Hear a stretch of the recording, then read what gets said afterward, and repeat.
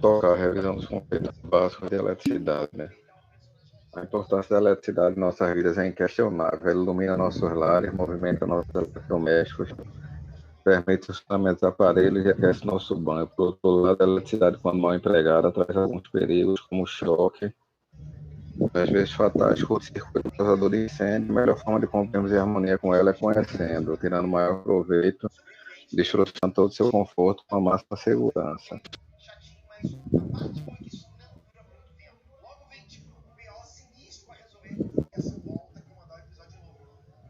Você já parou para pensar que você quer eletricidade a todos os lados?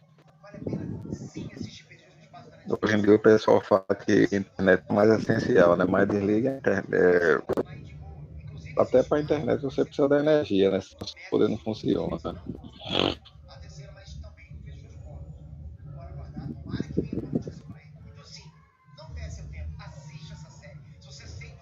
Isso aqui eu não sei que figura é essa, não.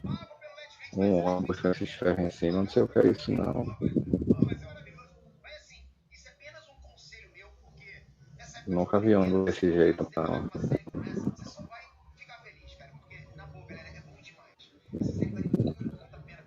Na realidade, a eletricidade ela é invisível. O que percebemos são seus efeitos.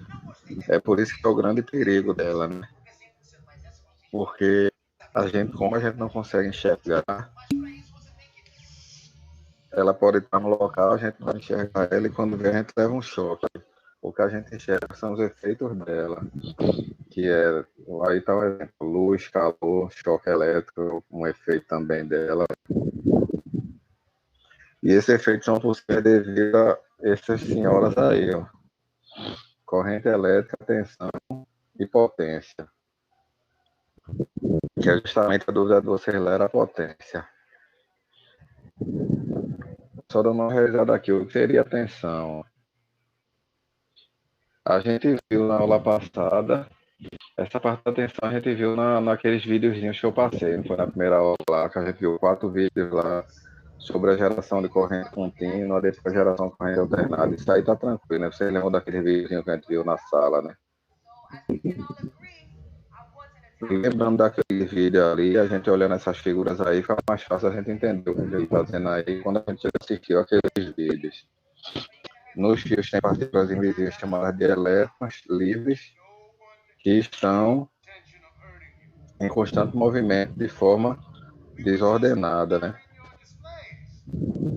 Para que esses elétrons livres passem a se movimentar de forma ordenada nos fios, é necessário que tenha uma força que empurre eles, né? Essa força é o que a gente chama de tensão, que o pessoal chama de V ou chama de U. A força é a minha tensão. E como é que se chama justamente o movimento? A gente viu que esse movimento ordenado dos elétrons no fio, a gente chama de corrente elétrica, né? Que isso naquele videozinho lá. Então, minha tensão é a força, o movimento dos elétrons e esse fluxo de elétrons na corrente, no fio é justamente minha corrente. Então, tensão é a força que impulsiona os elétrons livres nos fios. A unidade é medida em volts. E corrente é o movimento ordenado dos elétrons livres nos fios. E a unidade medida é ampere.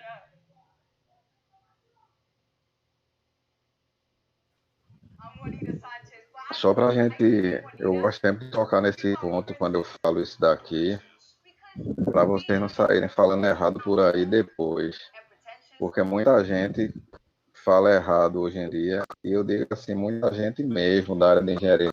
Até os próprios engenheiros eletricistas, conheço muita gente que fala errado em relação a isso daqui. Volt é a unidade de medida da corrente, ou da tensão. Qual é a minha grandeza? Tensão. Não existe grandeza, voltagem. Voltagem foi uma invenção que fizeram aí, o povo inventou de falar aí, não sei de onde surgiu, eu sei que até hoje o povo fala errado, inclusive gente da área de elétrica fala isso errado. Chama voltagem, não a voltagem do lugar, não existe voltagem. A grandeza é tensão, não é voltagem. Volt é a unidade de medida. Do mesmo jeito que a corrente. Qual é a grandeza? A corrente elétrica. A unidade é o ampere. Amperagem. Amperagem não existe. Não existe amperagem. Se existisse isso daí, então quando a pessoa perguntasse, em vez de perguntar qual era o seu peso, eu perguntar qual era a sua quilagem. Porque a unidade não é o quilo. Então vamos perguntar qual é a quilagem da pessoa. Qual é a quilagem daquela máquina ali? Qual é a quilagem desse equipamento? Se isso aqui fosse verdade, a gente ia chamar quilagem. Quilo é a unidade de medida. A grandeza é o peso. Mesma coisa aqui. Volt é a unidade de medida. A grandeza é a tensão. Então não existe voltagem e amperagem. Isso é errado. Todo mundo entendeu isso aí? Para depois não dizer, chegar lá na frente dizendo que foi voltagem e amperagem, dizendo que aprendeu comigo, foi meu aluno, viu? Não existe voltagem e amperagem. Toda vez eu falo isso. É tensão e corrente. Volt e ampere são as medidas. Quando for lembrar disso aí, basta lembrar de quilagem, que não existe quilagem. Não existe quilo, é unidade de medida. A grandeza é o peso.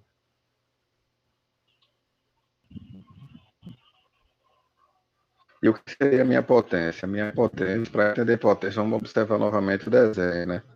A tensão faz movimentar os elétrons de forma ordenada, dando origem a uma corrente elétrica. Quando eu passo essa corrente elétrica por uma lâmpada, ela acende e se aquece com uma certa intensidade. Quando eu passo essa corrente elétrica na resistência de um chuveiro elétrico, ela vai aquecer para aquecer a água que passa ali no meu chuveiro. Essa intensidade de luz e o calor percebido por nós na lâmpada nada mais é do que a potência elétrica que passou por ali, que foi transformada em potência luminosa, no caso da luz, e potência térmica, né? Calor. Então, é importante a gente saber que para ter potência elétrica, eu preciso ter a corrente também. Eu não tenho potência se eu não tiver as duas grandezas. E qual é a unidade de medida da potência? Aí é simples, é aquele velho VA que a gente estava vendo ali, né? Que alguém na última aula até falou, é volt e ampere. Realmente é volt e ampere, a medida da potência elétrica. Por quê? Porque a intensidade da potência da tensão é medida em volts e a de corrente é medida em amperes. Aí daí vem o famoso VA, que é o volt e ampere. Então, como a potência é um produto da tensão pela corrente, a unidade de medida vai ser o VA, que é o volt da tensão, vezes o ampere da corrente. Tranquilo até aí? Pode seguir.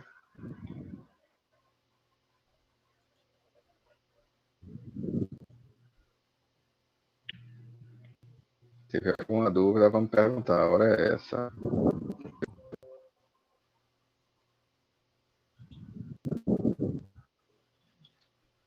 Então, essa potência aqui em VA, que é o volt vezes o ampere, é o que eu chamo de potência aparente. É a potência que chega na minha residência, é o que chega nos meus condutores, que chega nas minhas tomadas, né?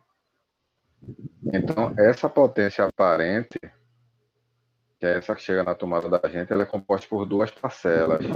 Uma é a potência ativa, outra é a potência reativa. Qual é a potência que a gente realmente utiliza nos equipamentos da gente? É a potência ativa.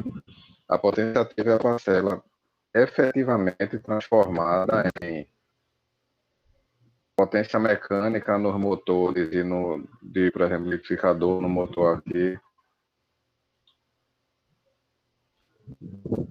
Essa potência essa energia ativa que é transformada em potência térmica no chuveiro elétrico, por exemplo, e na torradeira, no grill. Essa potência ativa é a que é transformada em potência luminosa nas lâmpadas. Então, essa unidade de potência é a potência que efetivamente a gente usa, essa potência ativa. Então, para a gente entender, a potência que chega nos fios da gente, ela tem duas parcelas. Uma é que realmente é transformada em outra forma de energia, no caso dos motores, é transformada em movimento, em energia mecânica. No caso dos aquecedores, é transformada em calor. No caso das lâmpadas, é transformada em potência luminosa. Então, essa potência aparente que chega no nosso tomada é dividida em ativa, que é a que a gente realmente utiliza, e reativa. O que é essa potência reativa? E lembrando que essa potência ativa é o que a gente chama de watts. Quando a gente fala quilowatt, a gente está falando em potência ativa. Quando a gente fala kVA, está falando em potência aparente. Por enquanto, lá a gente só fez cálculos em potência aparente, né? Que tudo que a gente calculou lá na nossa previsão foi em kVA, né? Depois a gente vai mudar, transformar para quilowatt, que é o que a gente vai aprender agora na continuação aqui. Já a potência reativa, que é a outra parcela que se junta com a potência ativa para formar a aparente, é a parcela que é transformada em um campo magnético que é necessário para o funcionamento de algumas máquinas. Por exemplo, do motor. Para o motor funcionar, eu preciso ter um campo magnético, e esse campo magnético acontecer, eu tenho que ter energia reativa também naquele motor.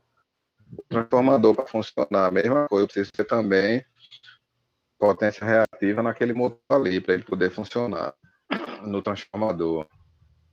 Nos reatores, a mesma coisa. Só que ela só serve para o funcionamento desses equipamentos. Ela é necessária para esses equipamentos funcionarem também. Então, esse equipamento ele tem a ativa e tem a reativa também. E também para minha máquina gerar potência, gerar minha potência lá nas minhas usinas, meu gerador, ela tem que gerar duas juntas para poder gerar. Ela não consegue gerar só potência ativa, ela gera a ativa e a reativa. Um exemplo disso daí.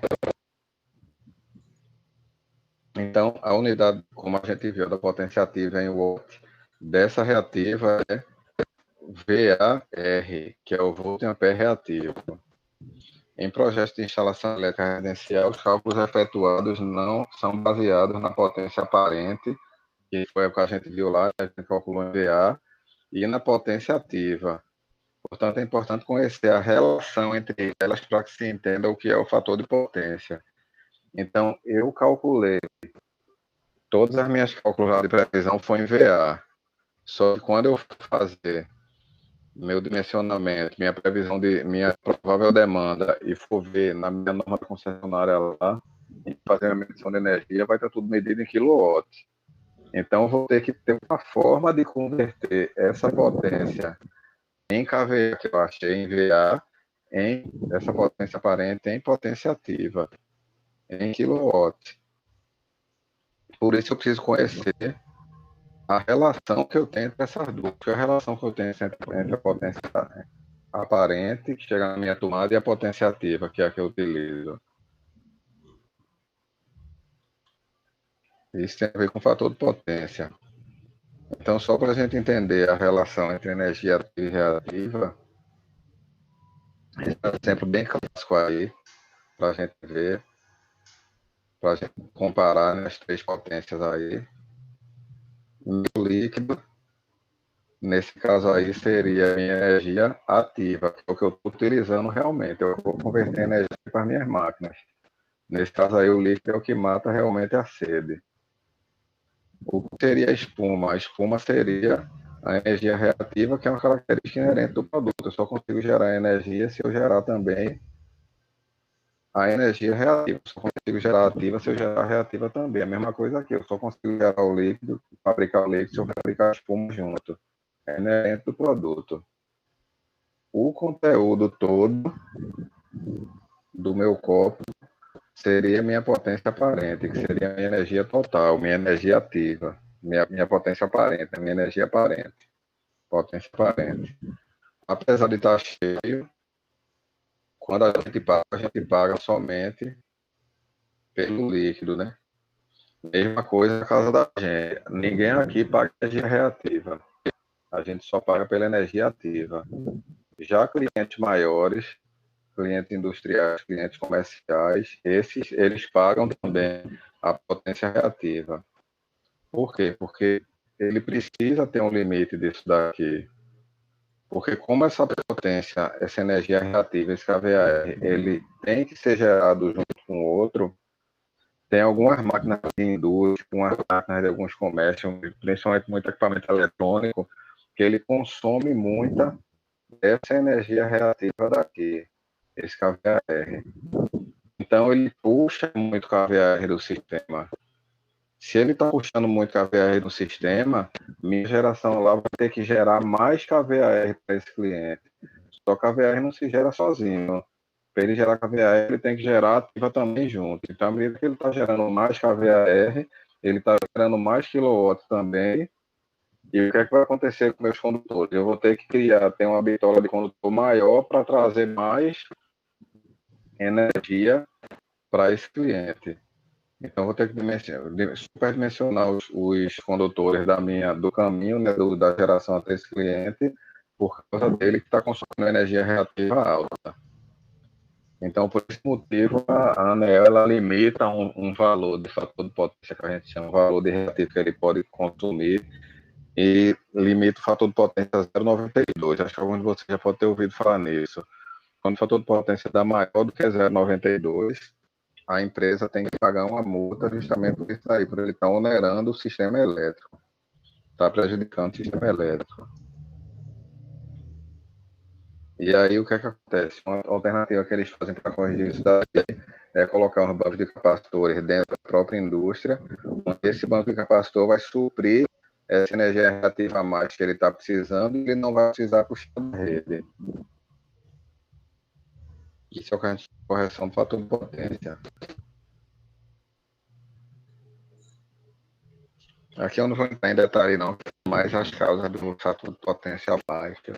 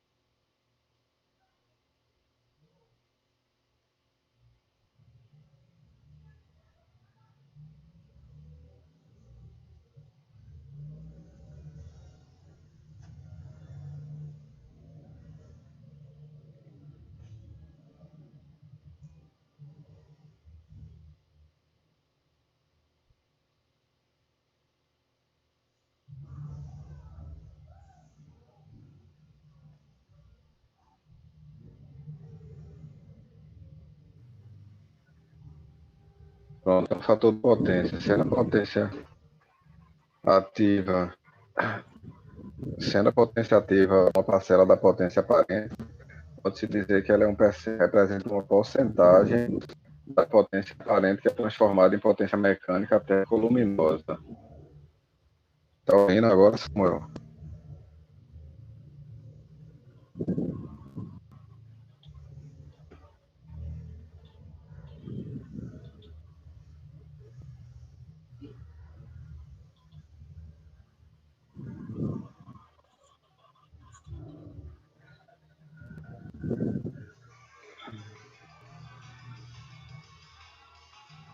Ainda não está bem, isso aqui tá muito simplesinho, esse conceito aqui.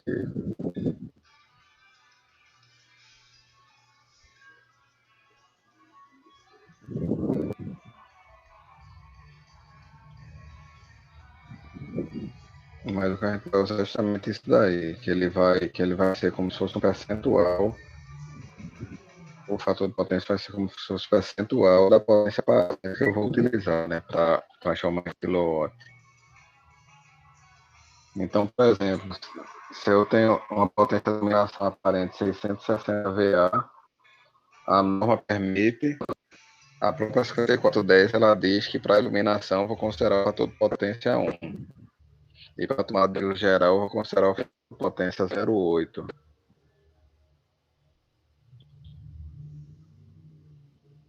Então, na potência de iluminação aqui, ó, ele considerou 660 VA, fator de potência aplicado 1. Então, ele multiplicou 1 por 660, deu 660 watts também. Potência de tomada de luz geral, 7.300. Como o fator de potência é 0,8, vai ser 0,8 vezes 7.300, ficou 5.840 watts. Minha potência ativa das tomadas de luz geral, que eu vou considerar por norma.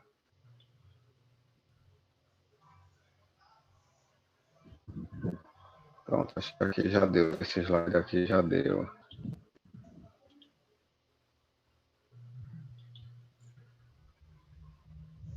Deixa eu voltar para aquele outro da gente.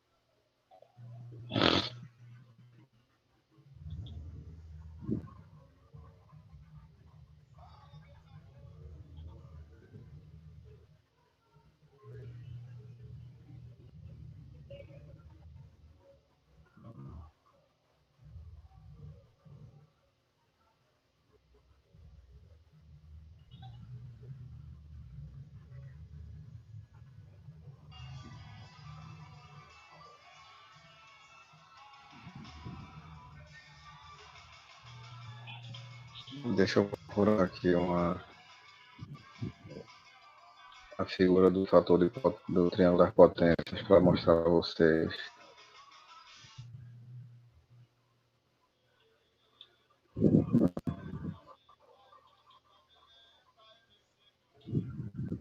Esse não vai demorar não, para você onde é que tá.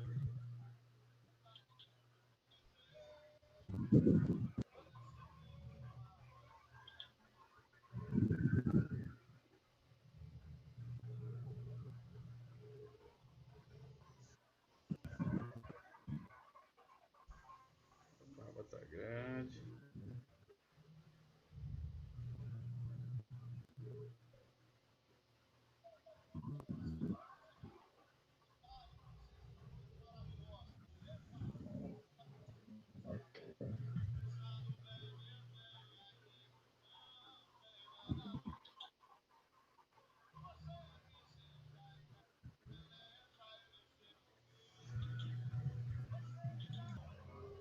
Quando a gente fala de escolha do padrão de entrada. Então, isso aqui é o que a gente chama de triângulo de potências. Aquelas três potências que a gente viu lá, elas obedecem essa configuração daqui, ó. Elas formam um triângulo, que é aquele triângulo retângulo. E esse ângulozinho daqui é justamente o ângulo que a gente chama do ângulo do fator de potência. O fator de potência que a gente chama é o cosseno desse ângulo, que está aqui embaixo, ó. Cosseno de φ é P sobre S. Quem é P? P é minha potência ativa, que é essa parte daqui de cima. Todo mundo pode enxergar essa mãozinha aí.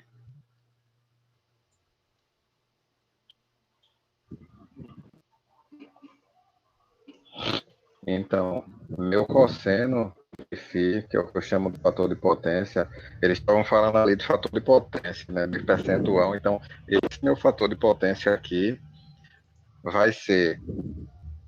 Quem é o cosseno desse ângulo? Trigonometria vocês estudaram também, né? Cosseno é cateto adjacente sobre a hipotenusa, né?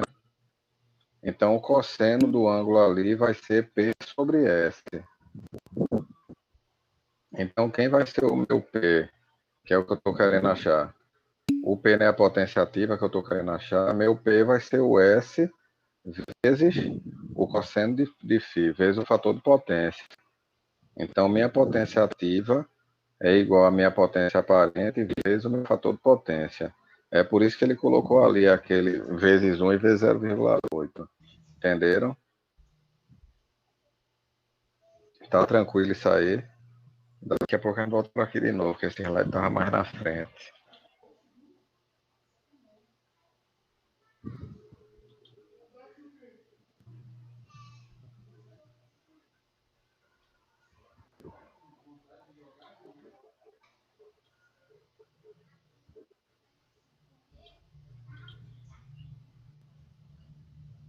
Pronto, então, a minha 5410, ela diz que para quando eu estou fazendo minha previsão de carga, eu posso considerar o valor de para iluminação, posso adotar o fator de potência 1. E para a tomada de uso geral, eu considero o fator de potência 0,8. Interruptor.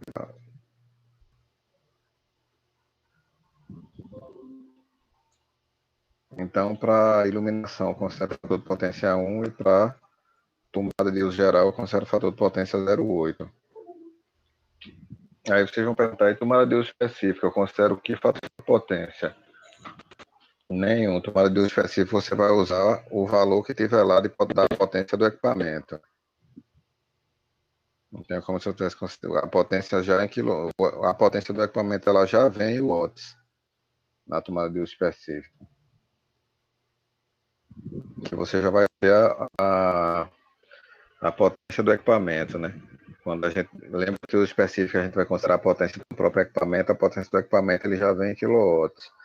Essa modificação aqui do 0,8, fator de potência para tomada, e do 1, é porque quando eu fiz minha previsão de carga, porque isso aqui foi carga prevista, foi aquela continha que a gente fez lá para achar a tomada de uso geral e tomada de uso específico. Tá lembrado, né? Ou tomada de uso geral e iluminação. Aquela história do 4 metros quadrados, 6 metros quadrados, 5 metros de perímetro. Então, como a gente fez aquela previsão ali, aquilo ali é cálculo em VA. Precisa transformar aquele VA em watts. Então, para iluminação e para tomada de uso geral, a gente considera isso daqui. E aí a própria norma diz para iluminação a gente utiliza o fator de potência 1, para tomada de uso geral, o fator de potência 0,8. A gente tinha achado, aquela tabelinha da gente que a gente fez, 1.600 VA de iluminação. Então, que a gente tinha visto ali, né, no triângulo de potência, potência ativa é potência aparente, é o S vezes o meu fator de potência, que nesse caso aqui eu estou considerando 1. Então, a potência ativa vai ser 1.600 watts. Então, aqui embaixo está a potência ativa total de iluminação, 1.600 watts. Tomada de uso geral, 5.800 VA, a gente calculou lá. Fator de potência adotado 0,8, então 5.800 vezes 0,8, aqui nenhum, mas é 0,8, o resultado aqui está certo, 4.640, então está aqui, potência ativa, tomada de uso geral, 4.640, e tomada de uso específico, se a gente lembrar daquela tabelinha que a gente viu lá, 8.800 watts, então, somando os três, eu tenho 15.040 watts de potência ativa nessa minha instalação.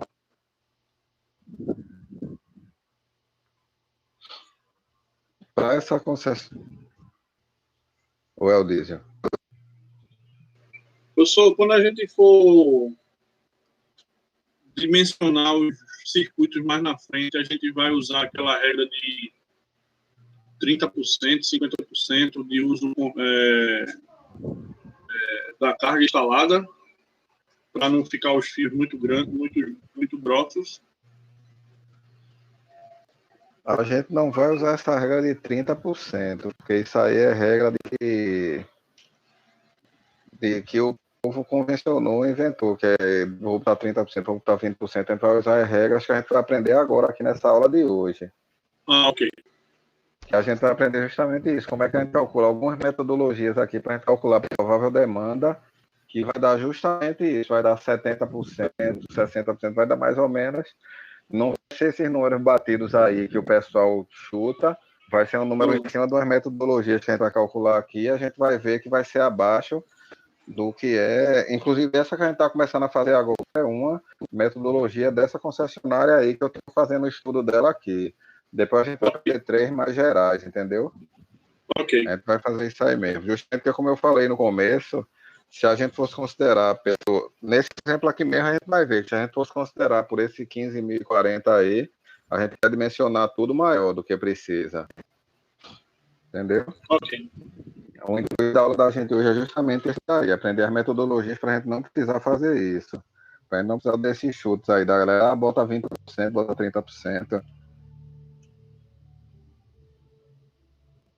Então, para a concessionária local considerada, que essa concessionária, que lembra que eu disse que ia considerar uma concessionária aí, é chamada concessionária local, que tem aquelas 5 NTs que a gente viu lá no começo. Então, para essa concessionária, consumidores individuais com carga inferior a 15 kW e que atenda aos demais requisitos conforme especificados naquela NT 5.1 lá da frente, aquela NT que a gente viu lá o título, o dimensionamento é feito pela carga instalada. Então, 15 kW é feito pela carga instalada.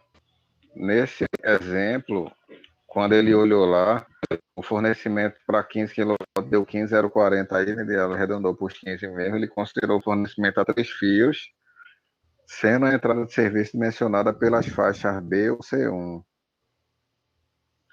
onde C1 é de 10,1, entre 10,1 e 15 kW, de acordo com a determinação do tipo de consumidor.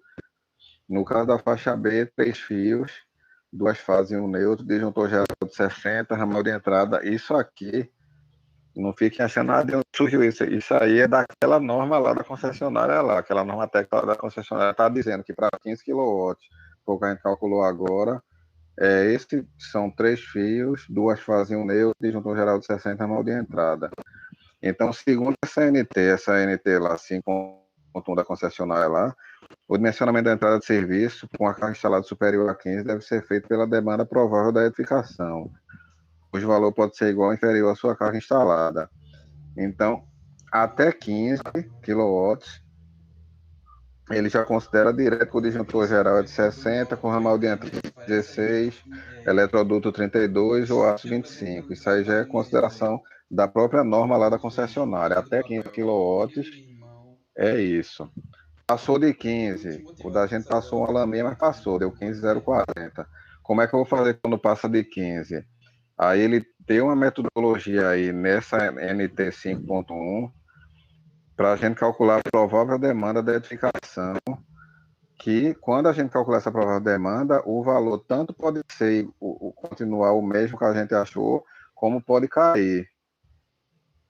Nesse caso, a gente vai ver aqui que ele vai cair. E o que é que diz esse cálculo da demanda, né? Por que a gente precisa dessa provável demanda? É justamente o que a Aldir estava falando aí. A gente tem que considerar um valor menor para a gente não superdimensionar nossos condutores e circuitos. Então, por quê? Por causa daquilo que a gente conversou no começo. Aí está tocando de novo no assunto agora. Se observarmos o funcionamento de uma instalação, seja residencial, comercial ou industrial, poderemos constatar que a potência elétrica consumida pela mesma ela é variável a cada instante. Essa variação ocorre ao longo dos dias da semana e até mesmo das estações do ano. Tal fato ocorre porque as diversas cargas que compõem a instalação não estarão todas em funcionamento simultâneo. Quer dizer, eu fiz uma previsão de carga, mas eu nunca vou ter todas as cargas da minha instalação em funcionamento simultâneo. A potência total solicitada pela instalação à rede a cada instante vai ser, portanto, função da quantidade de carga que eu tiver ligado naquele momento, da potência elétrica absorvida por cada uma delas. Porque ele falou, essa variação que ele falou aqui dá para a gente entender bem, né? Hoje não, porque hoje a gente está, o que a gente está vivendo nos últimos 15 dias, a gente está vivendo todo mundo dentro de casa, né? Mas na vida normal da gente, que daqui a pouco vai voltar de novo, como é a vida da gente? A gente geralmente passa o dia fora, trabalhando, então tem muita coisa na casa da gente que está desligado, porque a gente está o dia trabalhando. durante a semana. Aí chega de noite e liga as coisas dentro de casa. Aí tem aquele consumo, aquele comportamento de carga. Quando chega no final de semana que a gente não está trabalhando, isso para quem não trabalha em plantão, em escala, essas coisas, quem trabalha no comercial que no final de semana não está trabalhando, você está passando o dia em casa. Então, uma televisão que você não ligava, um banho quente, para quem gosta que você não tomar durante o dia, porque está trabalhando durante o dia na semana, você já toma de dia. Então, o comportamento de carga já muda. Então, coisa que você não ligava de dia, você vai ligar de dia. Coisa que você só ligava de noite, você liga de noite e liga de dia também no final de semana. Então, ao longo dos dias da semana, a carga da gente varia muito na nossa residência. Mesma coisa em relação às épocas do ano também, né? No inverno a gente não liga, muita gente não liga ar-condicionado muito forte e começa a tomar banho quente, porque a água fica mais fria. No verão a gente não toma banho quente, mas liga ar-condicionado. Então a gente muda, varia muito o consumo da gente de energia durante a semana, tanto durante os dias da semana como ao longo também das épocas das estações do ano. A gente tem essa variação. Então, nunca a gente vai ter as cargas todas ligadas ao mesmo tempo. Por isso a gente precisa dessa provável demanda, né? Então, tá o que a gente estava conversando no segundo parágrafo aí. Ó. Caso a gente especificasse a entrada de energia pela potência instalada total, em vez da demanda, da provável demanda, a gente ia ter um superdimensionamento de todos os elementos, disjuntor, condutor, até o poste lá da entrada é superdimensionado, que compõe a entrada de energia e, consequentemente, em vez de adotar uma categoria adequada, a gente ia ser uma categoria superior, tendo consequência até em relação a custo maior sem necessidade.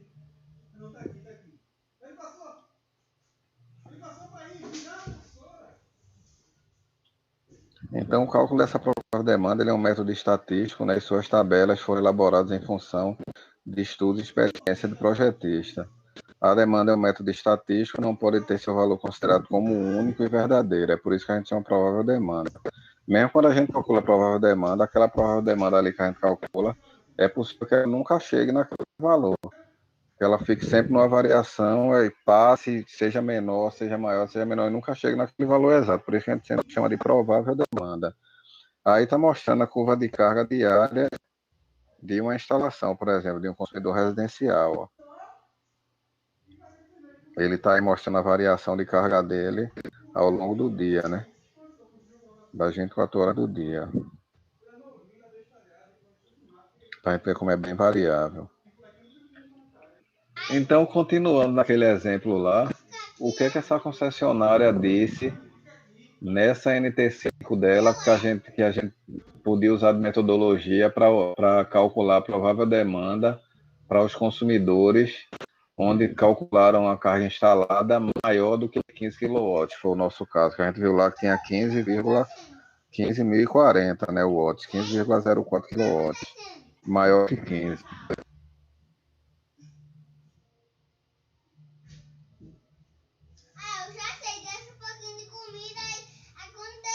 Nessa NT1 5.1, ele diz o seguinte: para eu calcular a provável demanda, eu vou fazer um somatório de. Ele colocou aí A mais B mais C mais D mais E mais F em KVA. O que são essas letras aí? Para essa concessionária, para essa NT 5.1. Ele diz que é minha demanda referente à iluminação e tomadas que ela é dada pela tabela 12 e 13 da NT 5.1. Essa tabela 12 e 13, ele diz o percentual que eu vou usar de cada item desse. O percentual que eu vou usar de tomada geral, do valor de tomada geral, o percentual que eu vou usar do valor de carga de iluminação. Então, tenho essas tabelas 12 e 13 que estão dizendo isso daí. Quem vai ser meu B? É a demanda relativa a aparelhos eletrodomésticos e de aquecimento. Os fatores de demanda dados pelas tabelas 14 e 15 da NT 5.1 devem ser aplicados. O fator de demanda é a mesma coisa que eu estou dizendo, ele vai o percentual da demanda que ele vai considerar. E aí ele chama B1, chuveiro, torneira elétrica e cafeteira, B2, aquecedor de água por acumulação ou por passagem, B3, forno, fogão e grill.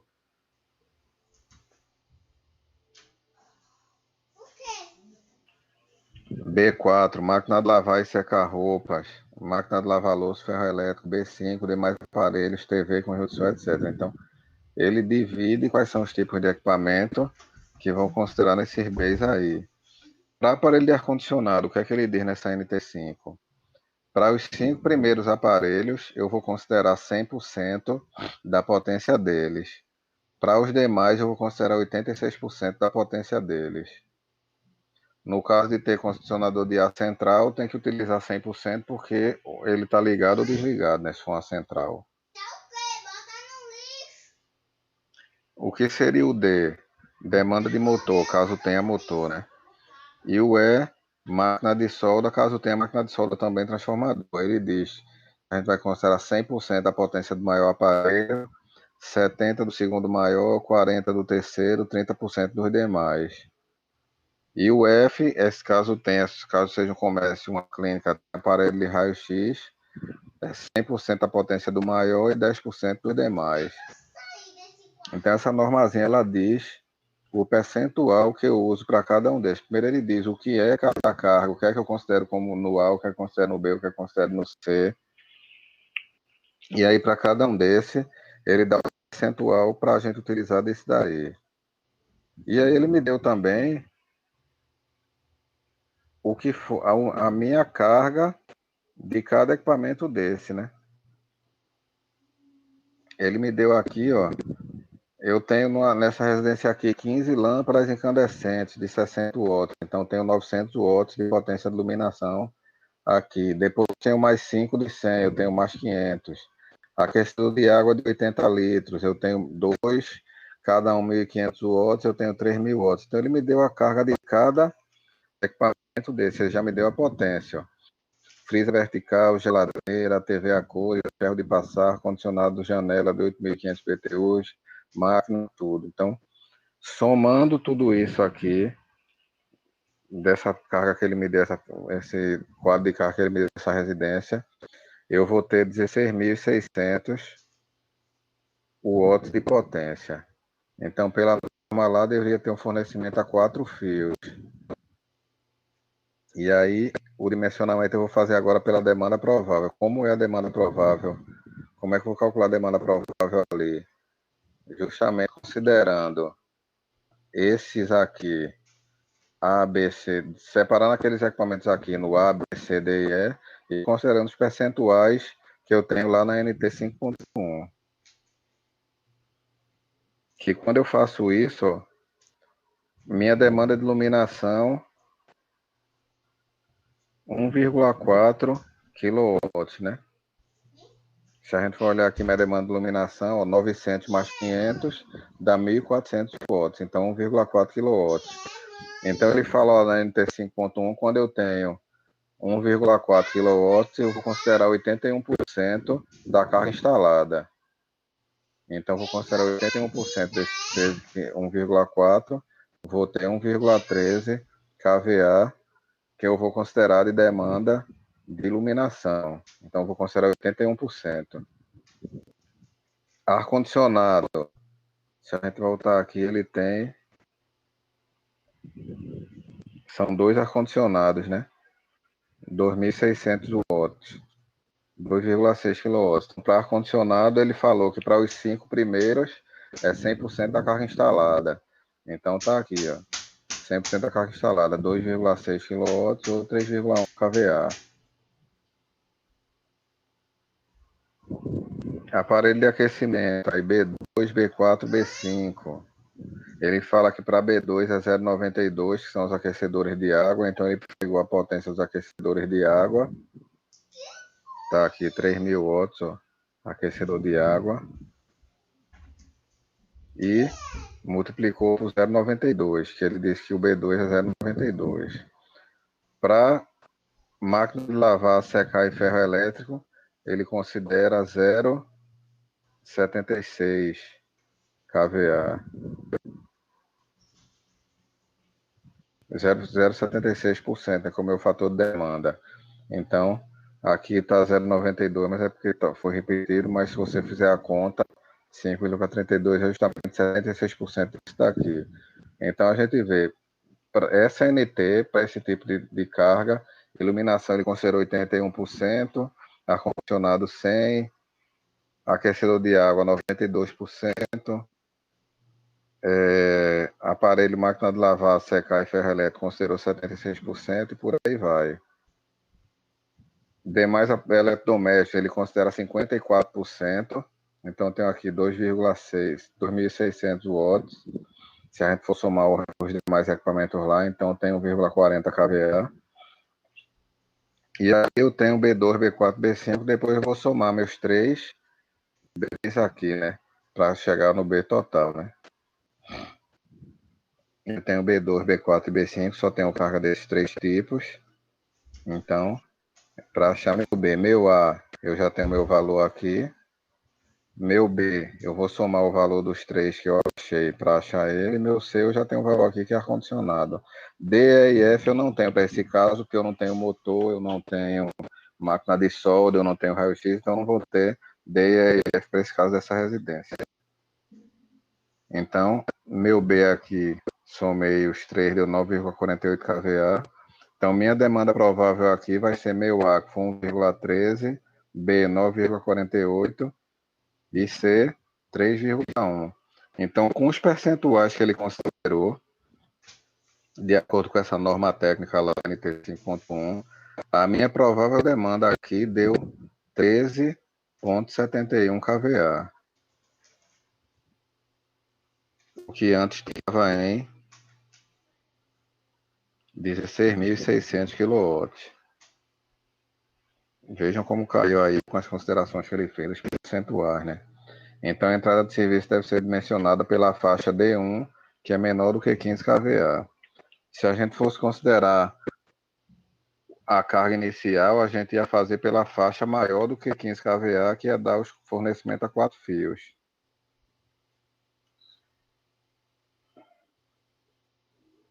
Ficou tranquilo e essa parte daí, todo mundo entendeu que é como foi o cálculo dessa demanda aí, dessa provável demanda.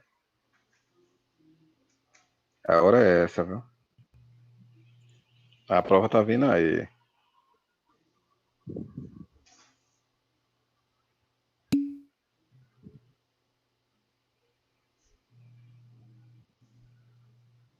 Pode seguir.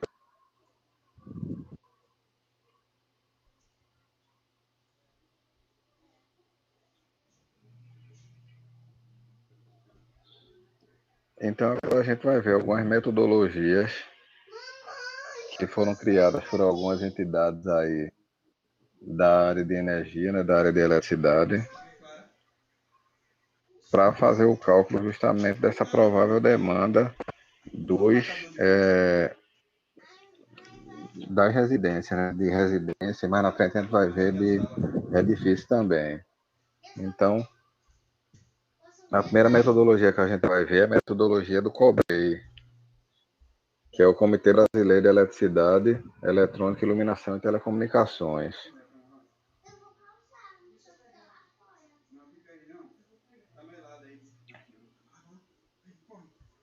É importante salientar que essa metodologia aqui, ela é apenas para o caso de residências individuais ou apartamentos. Ela não se aplica à edificação de uso coletivo, ela só é para residência individual, entenderam? Aplicam-se os valores da tabela 4.1, usados para a determinação do fator de demanda de carga de iluminação e tomada de uso geral. Dessa forma, a provável demanda para esse tipo de consumidores pode ser calculada pela seguinte expressão. Provável demanda é igual a G vezes P1 mais P2. Quem é esse G? É meu fator de demanda. Quem vai ser esse meu fator de demanda? Vai ser justamente esse percentual que eu vou considerar da minha carga. Quem vai ser o P1? P1 é a soma das potências nominais atribuídas à iluminação e tomada de uso geral. Então, meu P1 é a soma da carga de iluminação com a carga de tomada de uso geral. Quem vai ser meu P2? O meu P2 vai ser a potência atribuída à tomada de uso específico. Então, lembrando que sempre uso específico a gente vai considerar o total dela. Pode ver que ele não coloca o percentual aí do fator de demanda no uso específico, só coloca em uso geral e iluminação. E a tabela que ele utiliza para a gente achar esse G é essa daqui.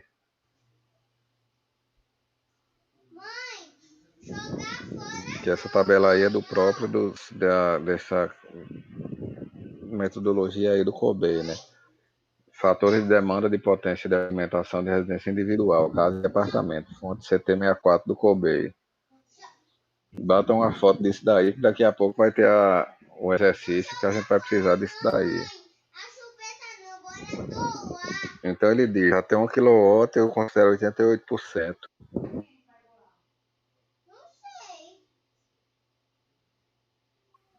Cento. De 2 a 3 kW, 66%. De 3 a 4 kW, 59%. E por aí vai, né? Até chegar aqui, que acima de 10 kW, ele considera só 24%. PI é a potência instalada. Então, bota uma foto desse daí e daqui da fórmula, né? Provável demanda é G vezes P1 mais P2. O quê? Já matei. Não, tô dizendo minha sandália. Ninguém entendeu, não?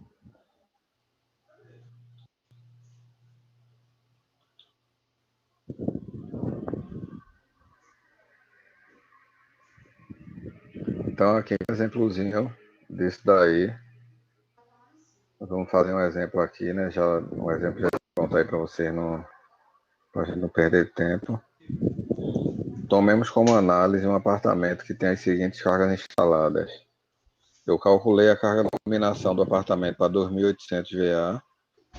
Tomada de uso geral, eu calculei 3.700 VA. E tomada de uso específica, eu calculei 16.200 watts. Quem vai ser a provável demanda da instalação por essa metodologia do COBEI? Primeiro eu tenho que calcular quem é P1, né? P1, pelo que a gente viu aqui, vai ser soma das potências nominais atribuídas à iluminação e tomada de uso geral. Então, meu P1 vai ser a soma de iluminação mais tomada de uso geral. Então, eu vou ter 2.800 mais 3.700. Então, P1, 6.500 VA, ele considerou aqui para facilitar, fator de potência 1 transformou em 6,5 kW. 6,5 kW, quem vai ser meu G? Quando eu vier para a tabela aqui, ó, 6,5, a potência instalada está aqui entre 6 e 7, meu G vai ser 0,40.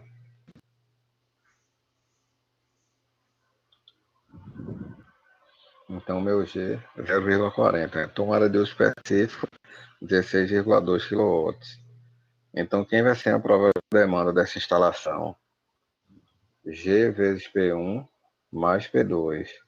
Então, vai ser 0,40 vezes 6,5, que é a soma daqui, o P1, vezes meu P2, que é 16,2. 16,8 kW, ele botou o fator de potência 1, 18,8 kVA. Então, no exemplo anterior, a potência instalada seria 2.800 mais 3.700 mais 16.200. Então, teria 22.700 VA. Quando eu fui calcular a demanda para essa metodologia de COBEI, ela caiu para 18,8 kVA. Quer dizer, quase 4 kW, quase 4 kVA a menos do que a potência instalada, né? Então você vê, se eu fosse fazer o dimensionamento pela potência instalada, eu ia dimensionar tudo para uma carga 4 kW maior, 4 kVA maior do que a carga necessária. Que essa necessária já tem uma folguinha também, né? Quando o pessoal faz essa metodologia aí, eles já consideram uma folga.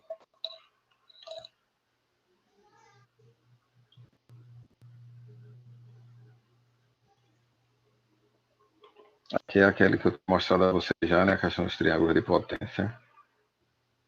o triângulo das potências. A segunda metodologia que a gente vai ver aqui é a metodologia do NEC. Esse NEC aí é o National Electrical Code. Apresenta o seguinte procedimento para a previsão de carga mínima e para cálculo da demanda de instalação residencial. Esse procedimento, interessante é que ele conduz a resultados bem mais próximos dos que a gente encontra pela NBR 5410. Quando a gente faz aquela conta lá da previsão de carga da gente de metros quadrados, de iluminação e de tomada, esse procedimento aqui fica bem parecido.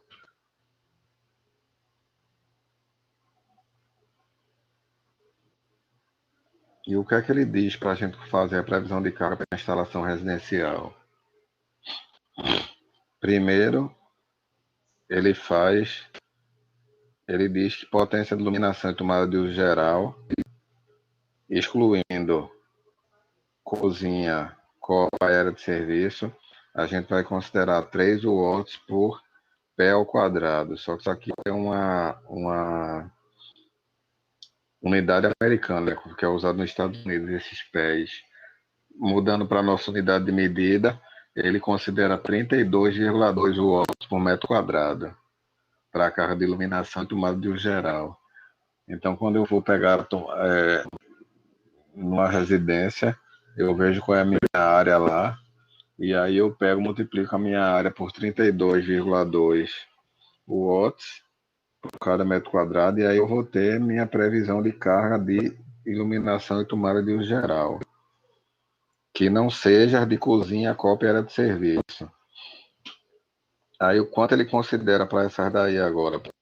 Cozinha, copa e área de serviço, cozinha e copa.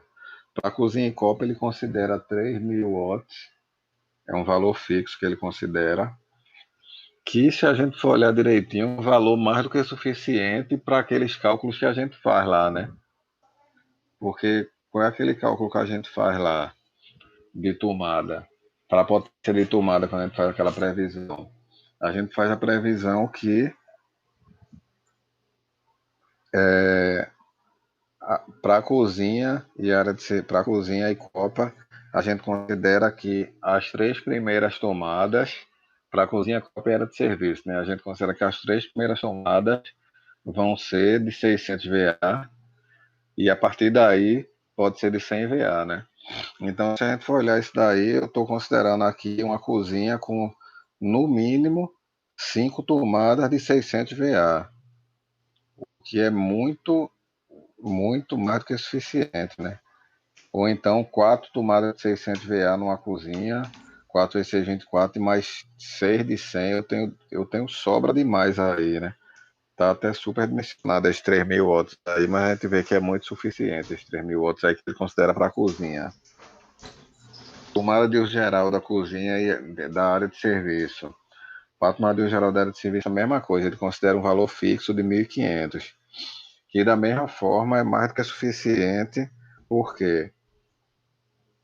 Porque se a gente tiver 2 tomadas, as 3 primeiras têm que ser de 600. Se eu tiver 2 de 600, já dá 1.200. Eu posso botar mais 3 de 100. Uma área de serviço com 5 tomadas tem que ser uma senhora área de serviço, né? Então é mais que suficiente também esse valor aí de 1.500 watts para a tomada de uso geral da área de serviço. Para a tomada de uso específico, aí sempre o pessoal deixa eles quietinhos, né? A quantidade de potência nominal vai ser a potência de cada um deles. E isso é uma metodologia desse NEC, é outra forma também para a gente fazer aquela previsão de carga que a gente fez lá de acordo com a 5410. Esse é para previsão de carga.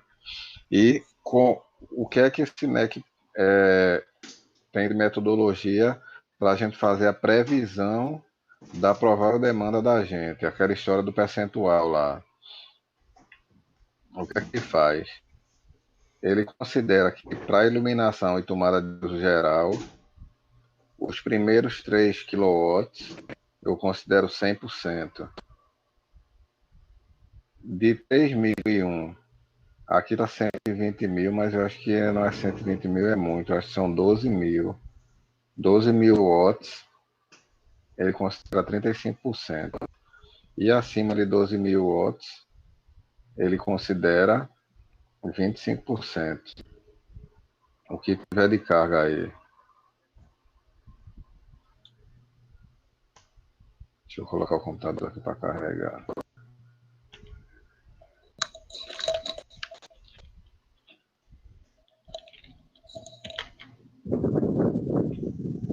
Oi, estou indo. Tô guardando as roupas aqui. Pera aí.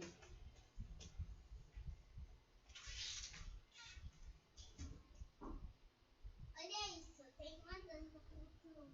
Olha essa luz.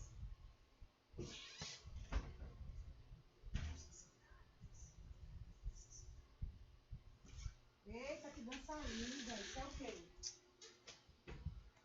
Esse toca o computador para carregar.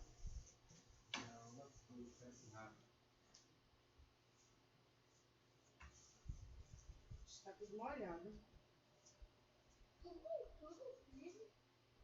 E por que vocês estão sem? Deixa assim, vamos ver.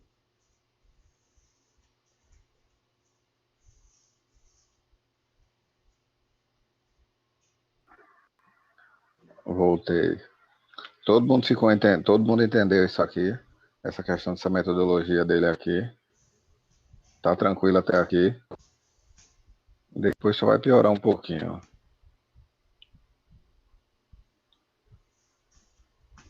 Vocês estão aí ainda? Eu tô vendo que tem 24 ainda.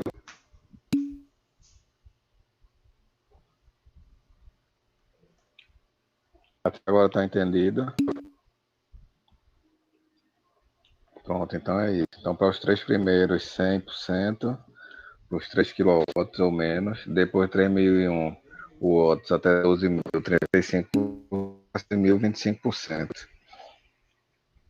Aparelhos fixos, tomada de uso específico, excetuando forno, fogão elétrico, secador de roupa, aparelho de aquecimento ambiental, ar-condicionado de ar, terão demanda de 100%. Se tiver um número igual ou superior a 4, a gente pode considerar 55% deles.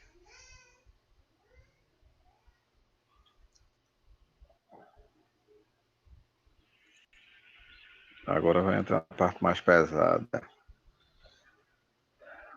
Agora a gente vai ver como é que a gente vai para dimensionar essas duas metodologias que a gente viu agora, até agora, foi para dimensionar residência individual.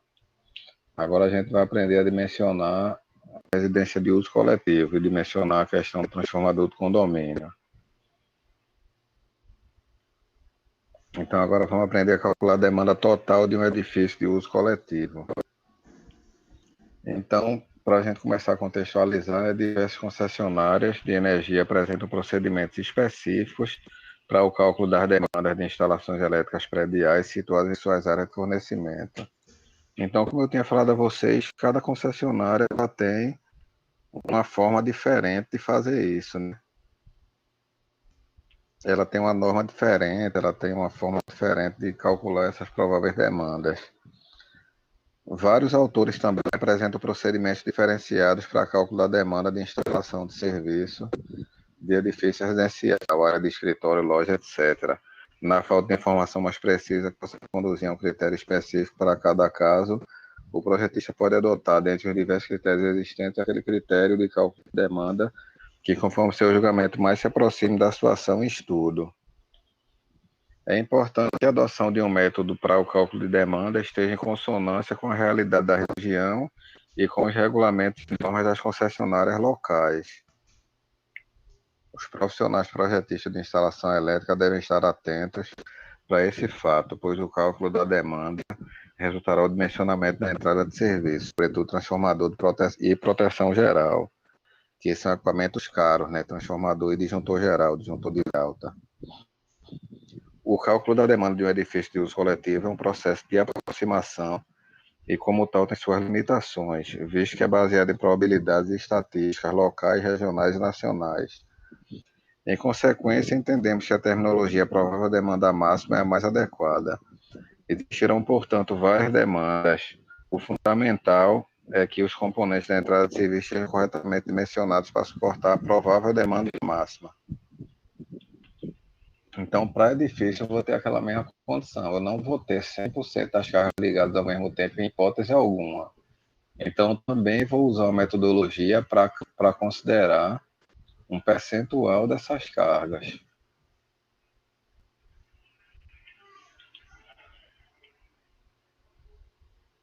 E aí, com o objetivo de definir os procedimentos para o dimensionamento de entrada de serviço de energia de edifício residencial de uso coletivo, as concessionárias adotam normas técnicas ou instruções técnicas que estabelecem condições mínimas a serem seguidas pelos projetistas de instalações elétricas no cálculo das demandas totais dessas instalações.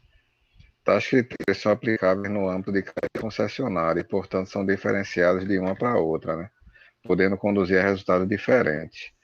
Essa diferenciação de métodos produz implicações, sobretudo quanto ao dimensionamento da entrada de serviço do consumidor, transformador, alimentador, medição, equipamentos de proteção geral, etc.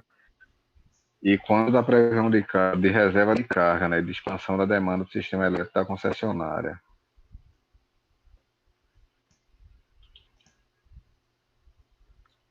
Então, baseado nisso daí, o COD, né, que é outra entidade aí do setor elétrico, é o Comitê de Distribuição de Energia Elétrica, ele desenvolveu um critério de cálculo de demanda de edifícios residenciais de uso coletivo e esse critério de cálculo foi objeto de uma recomendação técnica de distribuição, que ele chama RTD, né?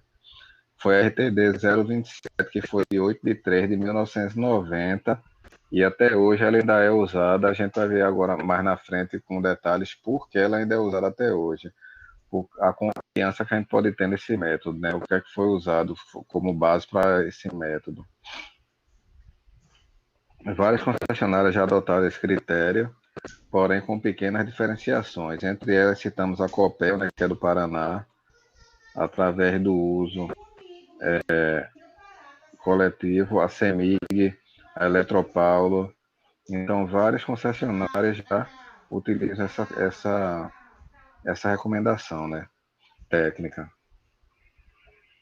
E aí, o que é que me dá confiança para pensar que um comitê aí desse da vida vai poder criar uma metodologia que eu vou calcular a demanda de um edifício em qualquer lugar do Brasil?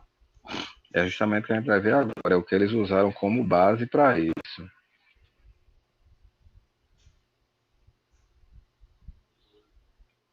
E vejam agora como é abrangente essa recomendação deles, essa RTD. São aplicáveis a edifícios residenciais contendo de 4 até 300 apartamentos, independente de área útil, de padrão, e podem ser aplicadas de modo geral em qualquer tipo de prédio residencial em qualquer região do país. Pesado isso aí, né?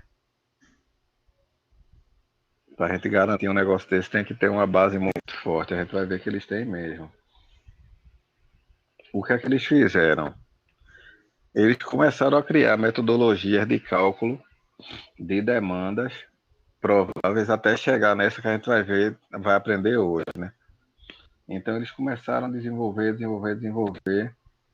Aí chegaram numa lá final que eles disseram, não, vamos agora testar. Vamos começar a fazer medição real nos prédios reais para ver. Primeiro a gente calcula com a metodologia da gente e depois a gente mede a real lá para ver se bate, se é parecido, se dá parecido com a nossa. Então eles começaram, eles desenvolveram um critério, né, baseado num tratamento estatístico de medições de demandas realizadas em edifícios residenciais em diversas cidades no país. Aí, por que a gente fala que a gente pode ter tanta confiança? Justamente por causa dessas premissas aqui. Ó. Eles realizaram foram em várias cidades do país que eles foram, variar a quantidade de apartamentos, pegaram o prédio com 10 apartamentos, prédio com 20, prédio com 6, prédio com 15, variaram a área útil, Aí eles pegaram apartamento com 48 metros quadrados, com 120 metros quadrados, com 160 metros quadrados, quer dizer, pegaram vários tipos de área de apartamento também. Variaram o padrão de acabamento, apartamento mais luxuoso, apartamento mais simples, então vários padrões de acabamentos diferentes eles pegaram. Pegaram também características climáticas de vários locais, como eles pegaram diversidades, eles pegaram cidade mais fria, cidade mais quente, cidade mais úmida, e variaram também ano de construção do prédio, quer dizer, pegaram prédios antigos e pegaram prédios novos, recentes, recém-construídos. E aí fizeram as contas dele, faziam as contas dele pela metodologia que eles tinham criado e faziam a medição no prédio, na demanda do prédio, para ver se batia com a metodologia, com o que eles calcularam lá com a metodologia deles.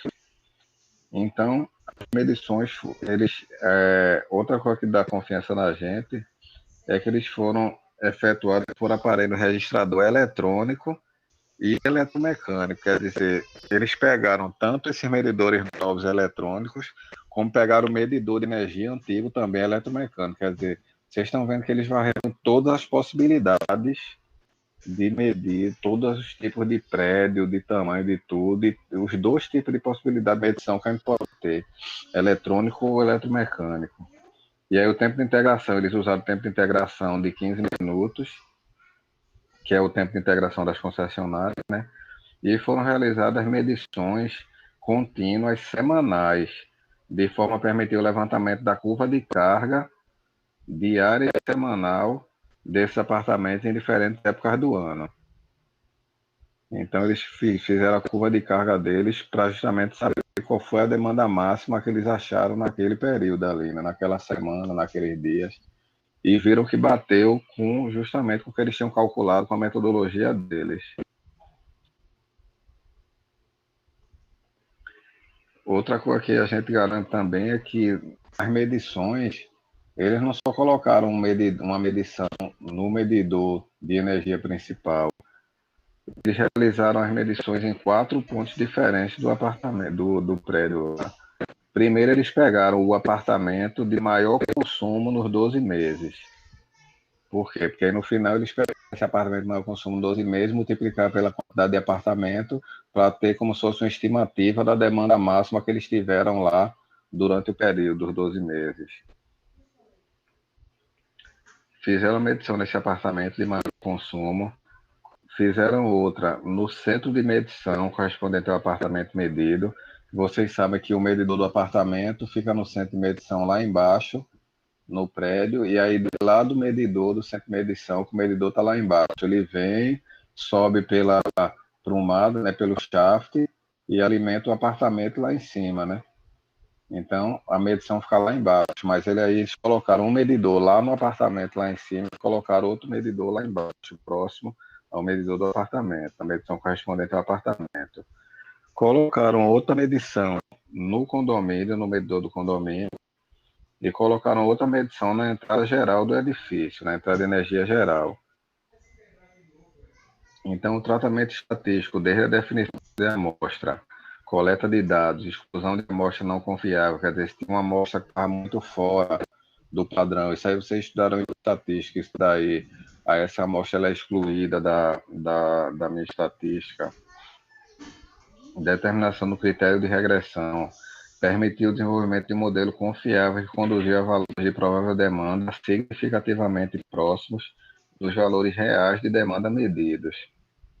Então, esse método que eles criaram, eles começaram, fizeram o cálculo com esse método deles, e quando fizeram essas medições lá nos apartamentos, foi muito próximo do que eles tinham calculado. Então, eles viram que o método deles era um método que realmente a gente podia garantir que era um método correto, que era um método que a gente podia confiar e utilizar ele como base, né, para a nossa provável demanda, nosso cálculo de provável demanda.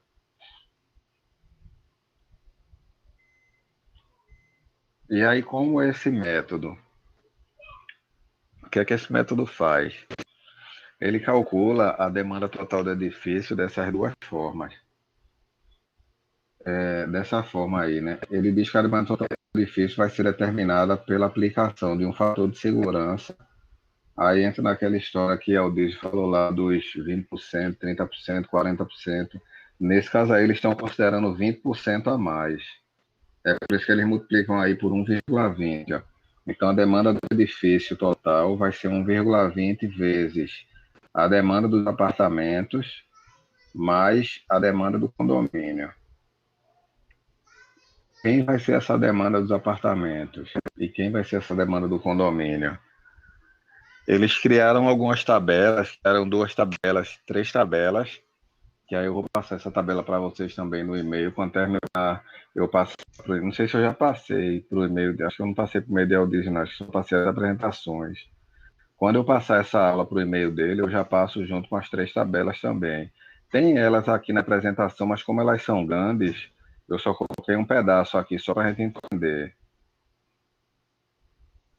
Então, como é que eu vou calcular essa demanda dos apartamentos? Então, a demanda dos apartamentos correspondente aos apartamentos é feita pelo produto do fator para diversificação de carga em função do número de apartamentos, que é justamente essa tabela 4.2, pelo valor da demanda do apartamento em função da tabela da área, né? Pela tabela 4.3.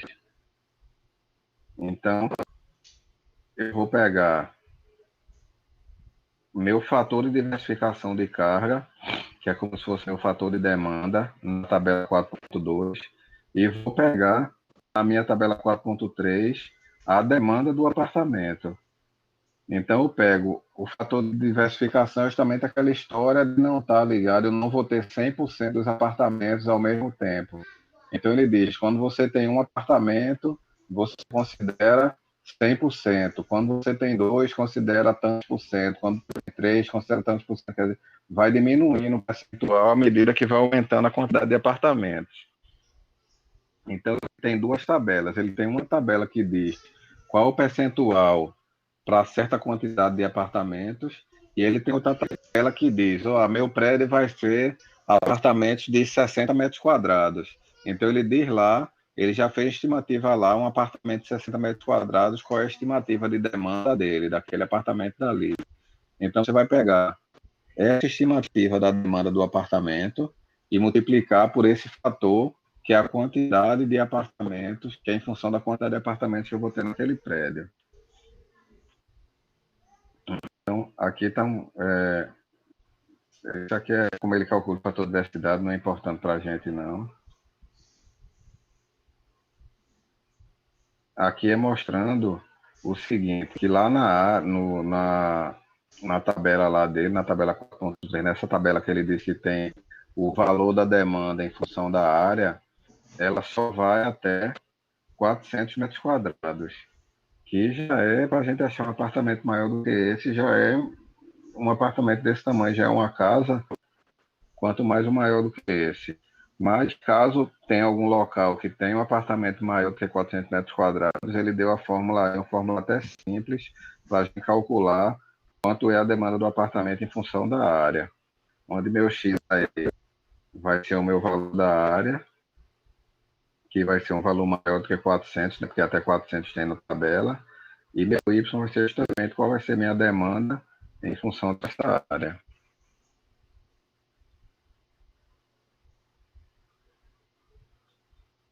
Deixa eu mostrar logo a tabela para vocês. Essa aqui é a demanda dos apartamentos em função da área. Vocês estão vendo aí, né? 20 metros quadrados, a demanda é 1 kVA. 21 metros quadrados é 1 kVA. Ela vai 1 kVA até, acho que o 28. Se vocês forem ver, está aqui no 30, abaixo do 30 sumiu, né? Porque é o resto da tabela. Vai até lá embaixo, vai até os 50. Então, como a tabela era muito grande, já ficou ruim de ver aqui, né? Já ficou pequenininho. Se eu colocasse a tabela completa, não tinha como ver. Mas pelo menos está dando para a gente entender, né? Aqui a gente está vendo, nessa segunda linha, aqui nessa segunda coluna, um apartamento com 51 metros quadrados, ele tem 1,18 kVA. Na minha quarta coluna aqui, um apartamento com 151 metros quadrados, ele tem 3,12 kVA. E por aí vai. Eu tenho de 20 até 400 metros quadrados nessa tabela aqui. Aí é só eu pegar a área, venho aqui e vejo qual é a kVA dela. Com isso eu tenho o meu F1. É uma daquelas funções ali. E meu F2, meu fator de diversidade, vai ser esse daqui, ó, que é aquele que eu falei para vocês também, ó. Um apartamento, eu vou considerar meu fator. Dois apartamentos, vejam que ele não considera dois, ó. Que ele não vai considerar que os dois vão estar ligados 100% ao mesmo tempo, ele vai considerar 1,96, e aí vai diminuindo, ó. Por exemplo, 10 apartamentos, ele considera que esse meu fator 9,64, não considera 10. Aqui de lado, 60 apartamentos, ele só considera 40,94%, como se 40,94% deles funcionassem ao mesmo tempo. E por aí vai, para 110 apartamentos, 65,84. Tranquilo essas duas tabelas aí, o entendimento delas, porque isso aí é fundamental para a gente fazer o cálculo lá da minha demanda.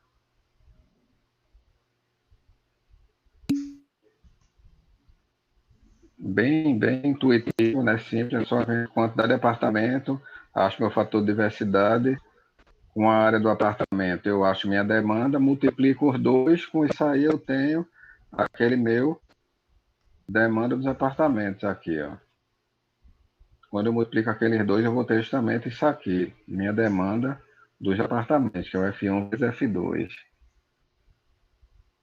Eu multiplico os dois lá. O que é que eu tenho a mais agora aqui? Eu tenho a demanda do condomínio. Como é que eu calculo a demanda do condomínio? Aí tem um bocado de regrinha aqui.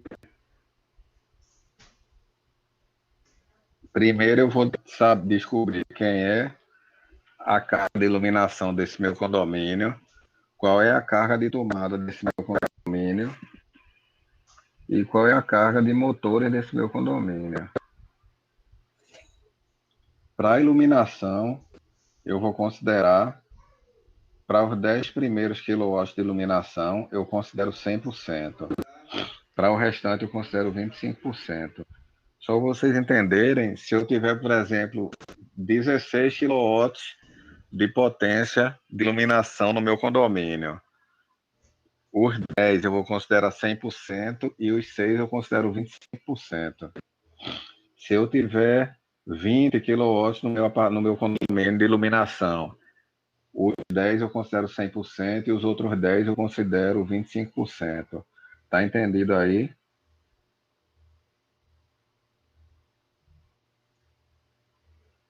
Tranquilo? É por isso que ele colocou aqui, ó. Estão vendo a mãozinha aí? I1 vezes 0,25 e 2. I1 é justamente esses 10 kW e 2 é a sobra, o que passa de 10. Então, é por isso que ele colocou na fórmula I1 mais 0,25 e 2. Tomada. Tomada no condomínio, eu não tenho diferença de uso geral para uso específico, porque uso específico eu tenho no máximo um chuveiro elétrico no banheiro que eu tenho lá no condomínio. Então, a conta é muito. Não tem, não é uma coisa necessária a gente fazer essa diferença para uma quantidade de tomadas que eu vou ter no condomínio. Então, para a tomada, ele considera a tomada como uma coisa só, uso específico em geral, considera uma carga total de tomada e considera 20%. Então, está aqui 0,2 vezes T, 20% de T, que é a minha carga de tomada.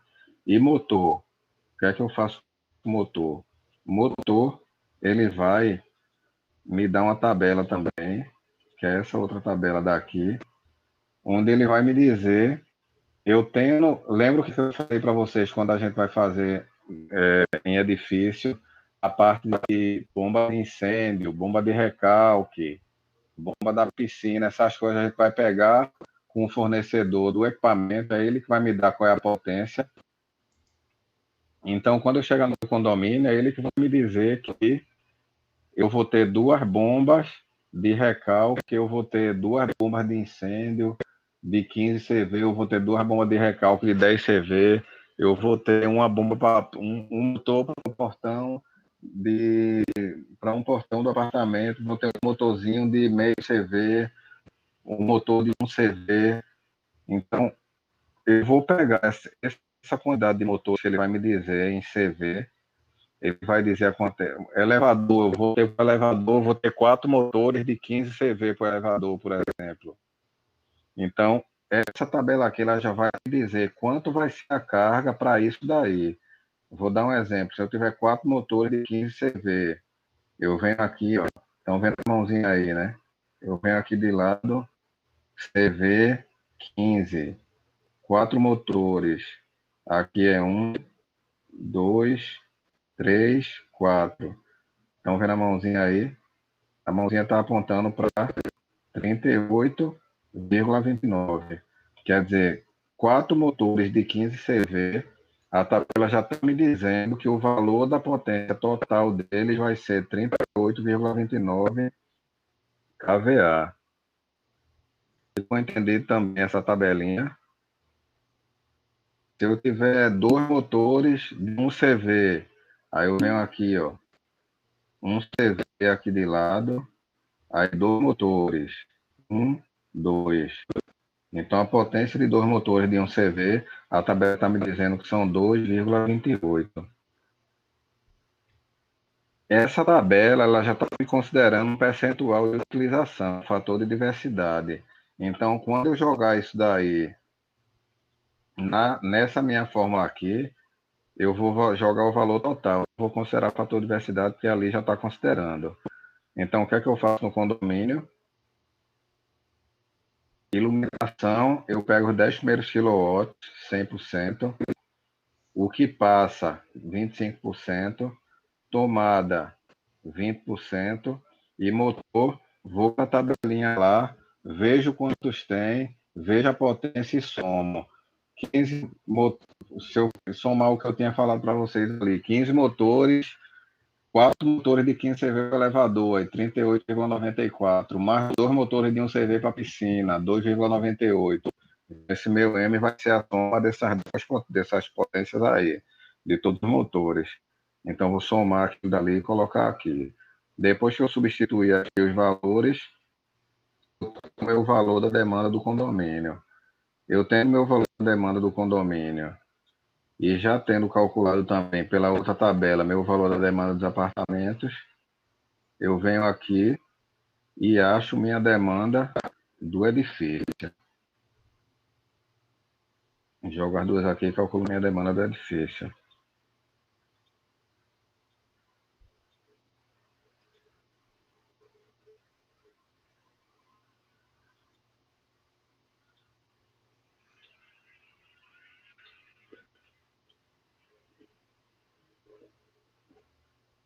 Aqui a gente tem um exercício, mas se a gente for começar a fazer ele agora, eu acho que a gente vai se estender demais.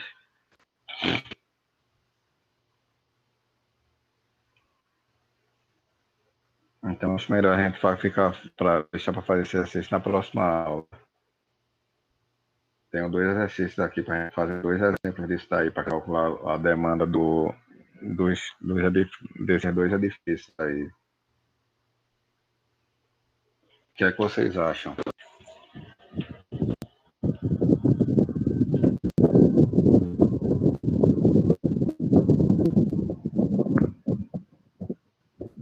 Acho que por hoje já deu, né?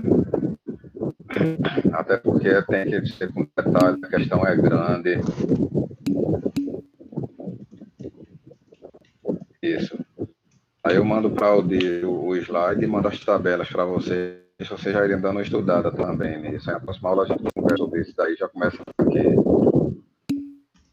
Sextou.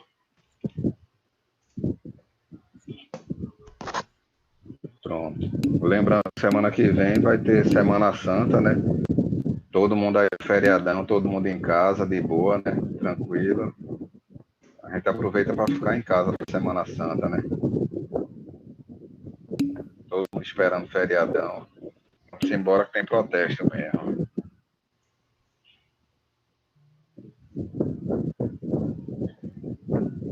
Como foi tranquilo? Ficou alguma dúvida de hoje?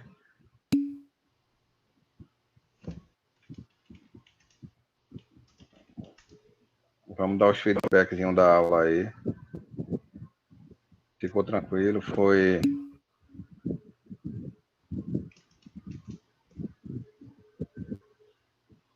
Pelo menos deu para entender tranquilo, né?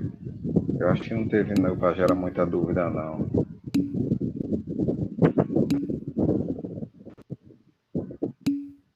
Realmente é muita informação.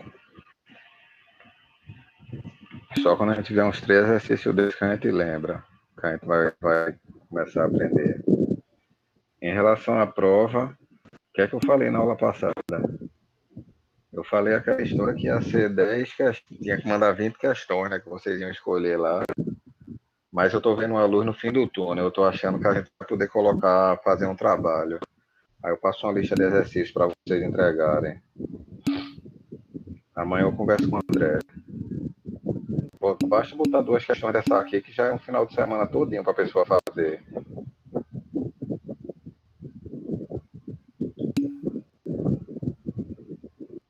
Então vamos embora. Boa noite para todo mundo. Próxima aula a gente começa daqui das questões. Sexto. Passarem lá em Gildo, aproveita lá para comer um sanduíche lá.